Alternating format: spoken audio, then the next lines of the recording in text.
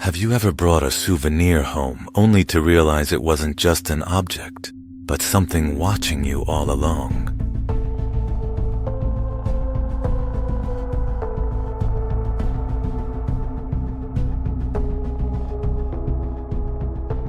I'm a single mother living with my 8-year-old daughter on the outskirts of town.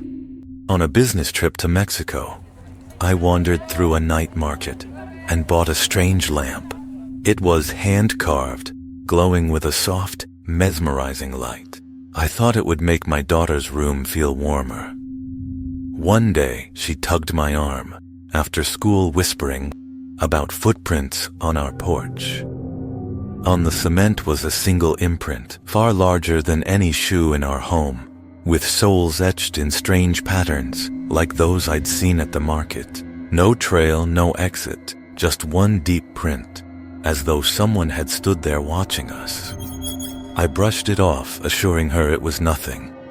That night, after checking every lock, I kissed her goodnight and dimmed the new lamp. Its glow felt comforting. But around midnight, the lamp flickered erratically, almost like a rapid breath. With each flare, faint whispers filled the room.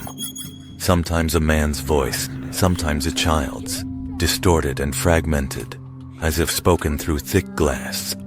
I tried to ignore it, until a sharp beep startled me. Turning the lamp over, I found a tiny red light blinking at its base, something I had never noticed before. Out of nowhere, a strange sound cut through the silence, not loud, but sharp enough to jolt me fully awake. It came from downstairs. The lamp in my hands flickered wildly, its glow throwing restless shadows across the walls and ceiling, shifting like they were alive. Then I heard it. Footsteps at the end of the hallway, heavy, slow, each one pressing into the wooden floor with a creak that seemed to land right in my chest. Panicking, I pulled my daughter into my arms. She stirred awake, groggy, asking what was going on. I pressed a finger to my lips, begging her to stay quiet, while fumbling with my free hand for my phone, ready to dial 911. The silence didn't last. A loud crash shook the living room, something heavy hitting the floor, followed by the sharp sound of shattering glass. I froze. Then came the thud of a picture frame falling, the creak of cabinet doors opening, as if someone were rifling through my home. Those weren't illusions. Someone was inside. The footsteps came closer, heavy, deliberate. Sometimes they paused completely, stretches of silence where it felt like you was standing still, listening, breathing, only a few thin walls away. My daughter's lips trembled, a scream rising in her throat. I quickly covered her mouth, whispering for her to stay silent as my shaking hands dialed 911. The dispatcher said officers were on their way, but minutes dragged by like hours. Every second felt endless. Then came 3 soft knocks. Cold, deliberate, almost mocking. I froze, breath locked in my chest. Those knocks weren't just at the door. They were a message. He knew we were there. Through the frosted glass of the bedroom door, I saw a distorted silhouette.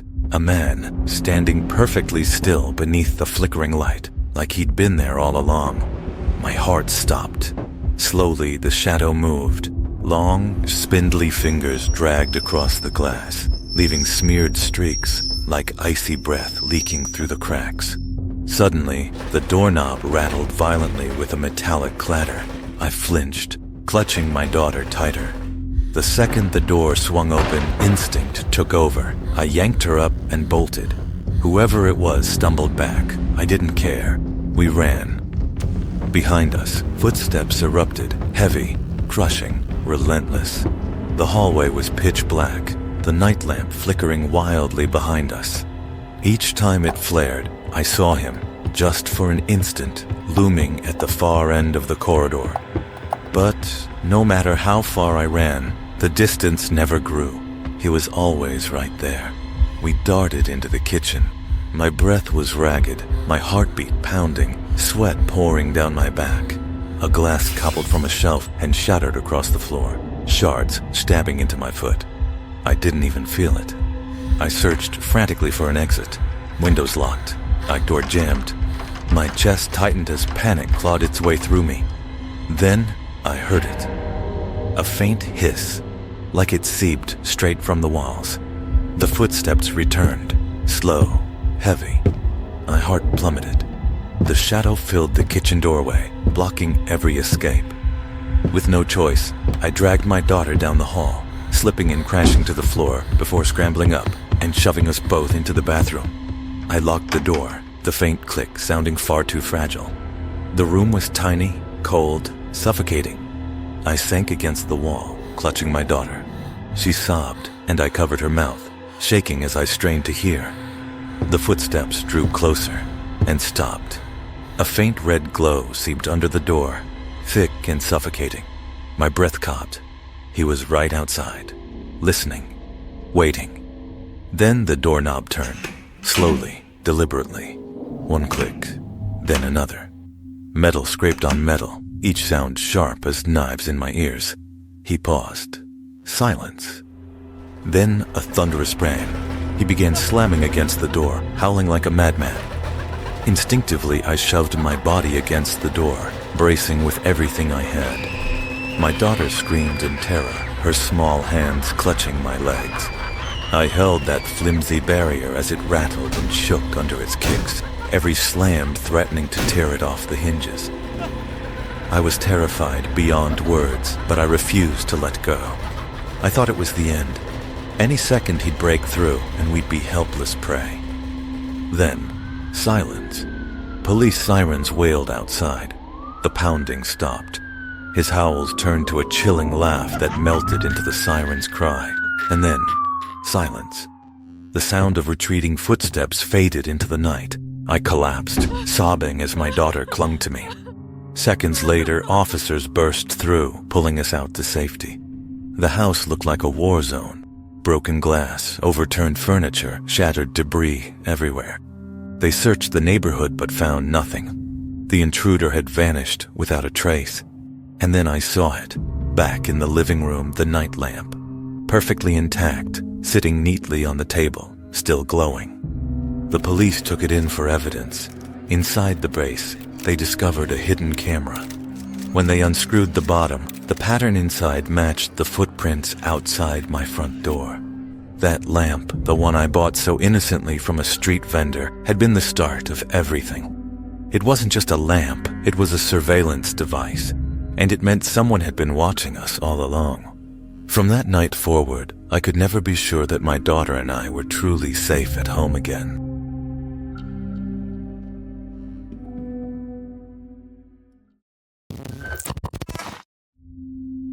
Have you ever delivered a pizza to a house where not a single light was on, but someone was already standing at the door?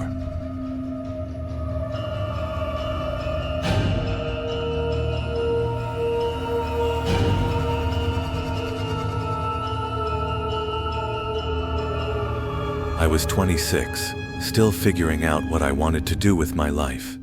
At the time, I was working nights for a small pizza shop in a sleepy little town. I didn't ask for the night shift, it just kind of happened. The guy before me got busted for a DUI, and next thing I knew, I was the one driving through pitch-black neighborhoods. I really didn't want this shift because you never know if people who order late at night actually want a pizza, or if they have other intentions in mind. Unfortunately, my boss was an asshole and essentially told me if I wasn't willing to work the night shift, I was fired. I wasn't exactly in a position where I could be out of work, albeit temporarily, so I reluctantly worked the shift. You ring a doorbell, smile politely, get your tip, and you're gone in under a minute. But one house, it changed everything. It sat right on the edge of our delivery zone, technically still within range, but just far enough that no one wanted to go there. A duplex on a quiet block, normal modern houses all around, but this one felt different, like it didn't want to be part of the neighborhood. I remember the first time I pulled up. It was nearly 11 p.m. The street was silent. Not a single window glowed from inside that house. No porch light. No flicker of TV light through the curtains. And yet, as I stepped out of my car, the front door creaked open. Before I even touched the bell, someone was waiting. He stood in the doorway like he'd been there for hours, tall, wiry, probably in his late 40s. His skin was pale, almost sickly under the porch's dim yellow bulb that flickered once, then went out entirely. He just stared at me, didn't blink, didn't smile. I cleared my throat. Hey, large pepperoni? Still nothing. Then, finally, his eyes seemed to wake up, like he just remembered where he was. Sorry, he said slowly. I just got off work, zoned out a bit. Then, he handed me the exact amount in cash. No tip, but I didn't care. I just wanted to get back to the safety of my car. As I was handing him the box, he said something that caught me off guard. You're really beautiful, you know that? I paused, smiled politely. It wasn't the first time I'd gotten a compliment on a delivery, but something about the way he said it felt off, like he was reciting a line he'd practiced in the mirror. I turned to go, and he stood there, watching me walk all the way back to my car. A few nights later, I got a delivery order to the same address, same house, same time. When he opened the door this time, he looked excited, like he'd been waiting for this. Hey, it's you again. How are you? Tired, I said truthfully. Can't wait to go home.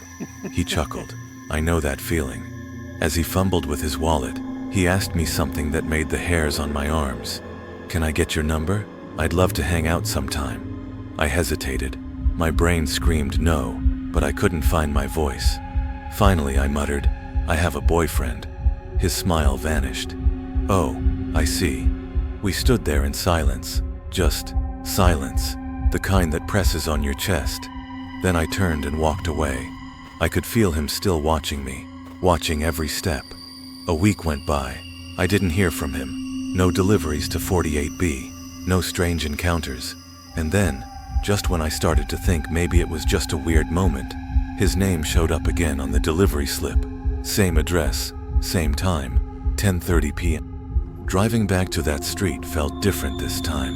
My headlights cast long shadows on every mailbox and fence post, and his house still had no lights on. But as I got out of the car and walked toward the porch, the door flung open before I even reached it. He stood there, wearing a suit, not like he just came from work, no tie. The jacket hung off him weird, like he'd borrowed it, like he wasn't used to wearing anything that formal. Sorry if I scared you, he said, laughing. Saw you coming up the sidewalk. Figured I'd save you the trouble of ringing. My skin prickled. There was no light inside the house, not a lamp, not a flicker of a TV. So how long had he been sitting there, in the dark, watching? Then he stepped forward, too close. Would you like to go on a date with me, tonight? My throat dried instantly. I gave the same excuse. I have a boyfriend. He leaned in. I could smell something stale on his breath. Come on, there's no way someone like you is really taken. Not seriously. Let me show you how a real man treats a woman. He grabbed the pizza box from my hands, tossed it aside like trash, and then gripped both my arms, tight. His grip was iron, cold, calculated, like he'd rehearsed this moment in his mind, over and over again. I tried to pull back, whispering, Please, I just want to go home. His expression didn't change. I don't care. Get inside. Now, we're gonna have a good time. He started dragging me toward the darkened doorway, and that's when I saw it. His other hand was digging into his coat pocket, fumbling for something. A knife. I didn't wait to find out how big it was. With my free arm, I punched him, hard, right in the stomach. I don't even remember thinking, just moving. He gasped, loosened his grip for half a second. That was all I needed. I ripped my arm free and ran, full sprint. I didn't scream. I didn't look back. I just bolted to my car like my life depended on it, because it did. But I wasn't fast enough. He caught up just as I yanked open the driver's side door. He grabbed me by my jacket, tried to pull me backward. I saw the knife glint in the moonlight as he screamed, Why are you making this so difficult? In blind panic, I grabbed the nearest thing, half a bottle of soda from the cup holder, and whipped it at his face. It connected. He stumbled. I dove inside, slammed the door, locked it. He lunged again, this time throwing himself onto the hood of my car. His body sprawled across the windshield, knife in hand, slashing at the glass. I screamed, slammed the car into reverse. The tires screeched as I peeled out of the driveway, trying to shake him off. He pounded on the hood, screaming at the top of his lungs. I took the next turn without braking. He flew off. I didn't stop driving. I didn't even think. I just kept going, turn after turn, trying to disappear into the dark. My hands were shaking so hard I could barely hold the wheel. I made it back to the pizzeria somehow. My coworker took one look at me and dropped everything. I collapsed into his arms, sobbing, the words tumbling out between gasps of air. Everyone stopped what they were doing and gathered around. The fear in my voice made them all fall silent. Even my boss, who never once took anything seriously, looked like he'd seen a ghost. He didn't argue, just handed me the office phone and said, "Call the cops." The officers arrived fast. I gave them my statement, showed them the bruises on my arms, the scratches on my car. They nodded grimly. They'd heard of men like this, seen how close it could come to being something far worse. My coworker followed me home that night. I locked every door and window, collapsed into bed, fully clothed, and fell asleep like I'd outrun death itself. The next day, I quit, but I didn't feel free. I jumped at every noise, double-checked every lock. I didn't go anywhere alone. I kept thinking, he's still out there. 2 days later, the police called with an update. The house was owned by his brother. The man lived alone on one side of the duplex, while his brother and wife lived quietly on the other. They had no idea what he'd been doing. Turns out, he'd been in and out of prison for years. Robbery, assault, and eventually sex crimes. He'd only been out for 5 months. By the time the police arrived, he was gone. For weeks, I lived in fear that he'd come back, that he'd find me and finish what he started. I don't believe in wishing death on anyone, but I did believe in one thing that night. I would never deliver another pizza again. And to this day, every time I pass a house with no lights on, I wonder if someone's still standing at the door, watching.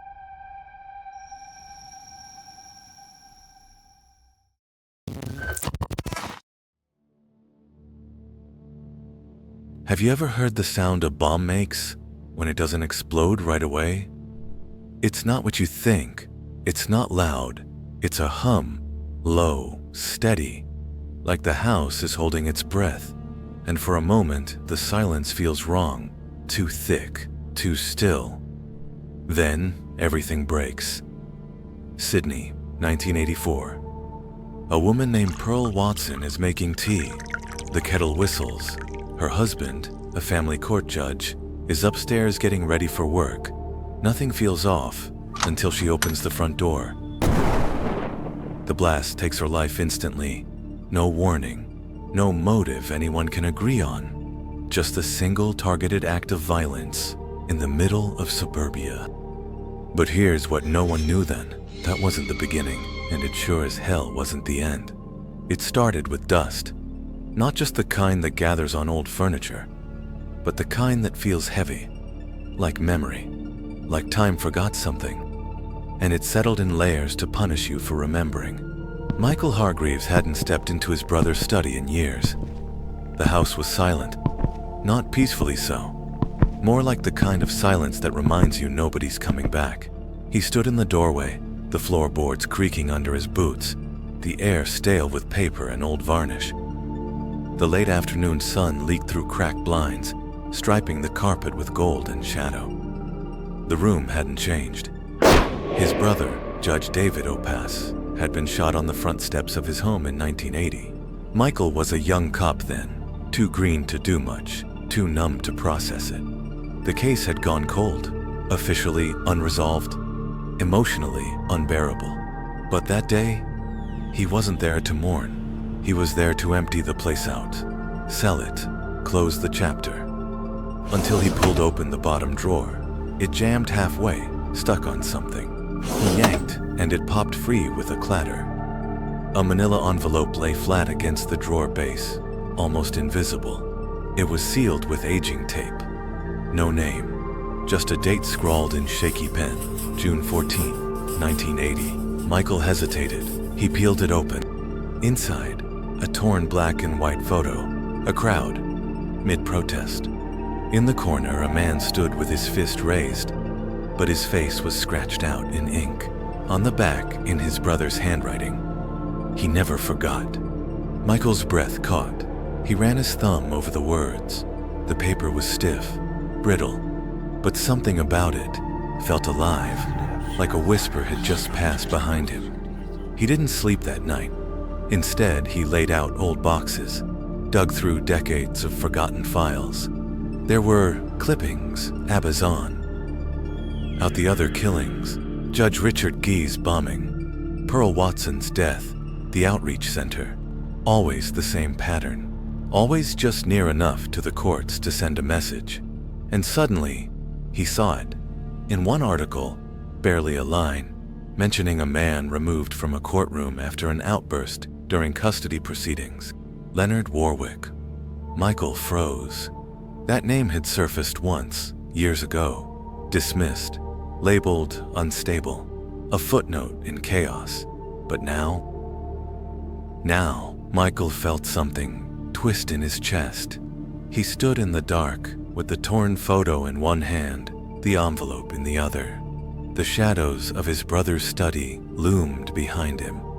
He could almost hear David's voice again, measured, calm, but tired. The law isn't perfect, Mike, but it's always God. Outside, the wind stirred. He looked at the date again. The photo was taken 1 week before David died. Something wasn't finished, and whatever it was, it had just opened its eyes. The courthouse was smaller than he remembered. Michael stood at the gate, looking through rusted bars into the overgrown garden. Vines coiled around the sandstone. A shattered window blinked like a dead eye. Years ago, the bomb had gone off just steps from where he stood. Judge Gee survived, barely. But the building never did. They shut it down and left it to rot. The air smelled like dust and rain-soaked concrete. He stepped over the gate. Inside, the foyer groaned under his boots. The bulletin board still clung to one wall, its corkboard peeling at the edges. Old notices yellowed like dried skin. But there, tucked behind a torn flyer, was a clipping. Faded ink, blurred headline. Custody battle turns violent. Court erupts in threats. A name was circled in red, Leonard Warwick. Michael's pulse quickened. He didn't remember seeing this in the old case files. Maybe no one did. Maybe no one looked. The ink bled slightly, like it had been marked in anger or fear. That night he drove home in silence. He found the custody file buried deep in the archives. It wasn't easy. Half the records from the early 80s were digitized poorly, some destroyed in a fire, others simply missing. But Michael had time now, and the obsession had begun to bloom. Warwick had lost custody of his daughter, violently, publicly. The judge presiding? David Opus. Michael's hands trembled slightly as he read. The next morning, he knocked on an old wooden door in a quiet suburb. A woman answered, Pearl Watson's niece. Her eyes widened at the name. You're his brother. They sat in a sunlit kitchen. Everything smelled like lemon oil and old paper. She used to say someone was watching her, the woman whispered, pouring tea. After the court hearings, after her husband received threats. Michael leaned in. Did she ever say who? No, just that she saw the same man in the background, always close, always quiet, as if he was waiting for something. The pieces started to align, and the rhythm shifted. Michael found grainy courtroom footage, one of the few surviving tapes from 1981. Warwick stood in the back row, eyes hollow. His mouth moved, whispering something inaudible. Michael paused, rewound. He zoomed in. Warwick wasn't looking at the judge. He was looking directly at the camera. Flashbacks began to bleed into Michael's mind, uninvited. He imagined Warwick in a dark basement, hunched over blueprints, his hands stained with grease, the smell of solder and sweat heavy in the air, the clink of a screwdriver, a timer ticking, a radio crackling with courtroom broadcast. He imagined Warwick watching the news, one hand clenched into a fist, the other gently pressing wires into place. Days blurred. Michael didn't sleep, didn't eat much, just boxes. Files, threads of a dead man's anger tightening around the living. He found a diary in the bottom of David's locked drawer. One entry, dated a week before his death. LW showed up again, unhinged. Something's coming. I can feel it.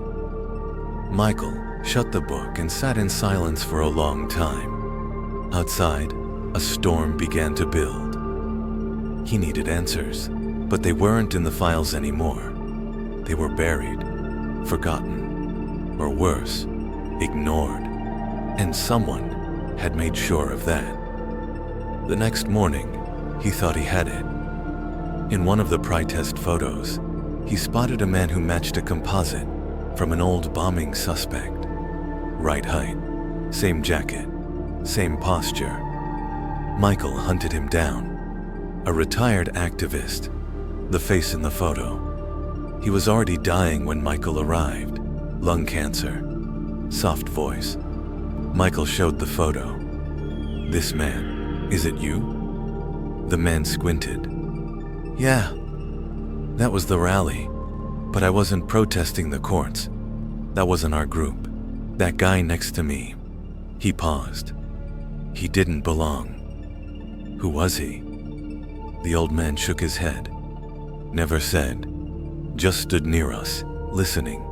Didn't chant. Didn't move much. Just stared at the judge's cars across the street. Gave me chills. Michael's heart dropped. Wrong suspect. Wrong lead. The photo didn't solve anything, but it confirmed one thing. Someone had been watching. By the end of the week, Michael had covered the wall of his study with clippings, timelines, photographs. Strings of red thread wove through pins like veins. At the center, Leonard Warwick's face, or rather the hollow outline where it should be. Michael stared at it, and in the silence, he heard it again. Not a sound exactly, not real, but familiar. Tick. The letter came on a Tuesday. No envelope, just a single page folded in half and slipped under Michael's front door. No signature, no return address, just 7 words scrawled in thin, slanted ink. You're the last one who remembers. Come alone. There was an address. Michael knew it by instinct. The Christian Outreach Center, the one that burned, the one where Graham Wykes died, where the children merely did too. He stared at the note. He didn't call anyone, didn't think. He just went. It was raining. The center was nothing more than a blackened skeleton now. Wood warped, walls half collapsed, vines reclaiming its bones. Lightning cracked somewhere distant. The air smelled like wet ash and rusted nails. Michael stepped over the threshold. The floor groaned. His flashlight flickered across scorched beams and shattered glass. And then he saw it. Behind what used to be the altar, a trap door, partially open, like it had been waiting. He hesitated, then lifted the hatch and climbed down. The basement was cold, damp. The smell hit first. Mold, mildew, something else. Metallic. Time didn't move down here. The air clung to his skin. At the far end, a small wooden crate sat on a concrete slab, a red ribbon tied around it. He reached for it. His hands trembled. Inside, a tape recorder, a reel, dust-covered, and on top, a note. If they won't hear the truth, let them feel it. Michael played the tape. It clicked, word, and then his voice. Not Michael's. Warwick, grainy, calm, measured in that dangerous, premeditated way. They think they know justice, but they never felt what I did. They took my daughter, my name, my life, so I took theirs, one gavel at a time. While Michael stood frozen, breath shallow, They put on robes and made choices like gods. But gods bleed, and I made sure the law did too. Silence followed, then, softly, on the tape. If you're hearing this, you knew one of them, and now you know me. The recorder clicked off. Michael staggered back. The truth crashed over him like a wave, cold and suffocating. Warwick did it. All of it. The bombings, the shootings, his brother. There had never been a network, no accomplices, just one man, one father, one vendetta, one war against the court that broke him. Michael drove to the old case office in a daze. The rain blurred the road. Each traffic light hung like an accusation in the air. He handed over the box, the tape, the photo, everything. The officer didn't say a word, just nodded slowly, as if this wasn't news, just the final punctuation on a sentence no one wanted to read again. The trial didn't make headlines, not really. Too much time had passed. The world had moved on. In 2020, Leonard Warwick sat in the dock, older, thinner, with eyes like burnt coals, and listened as the judge read out guilty verdicts. 21 counts, bombings, murders, attempted murders, everything except one. The death of Warwick's brother-in-law never stuck. The court said the evidence wasn't strong enough. But it didn't matter to Michael. He wasn't there for vengeance. He was there for closure, the kind that's earned, not granted. And maybe that's the hardest part. Not the silence, not the grief, but learning to live in the space where ghosts no longer scream.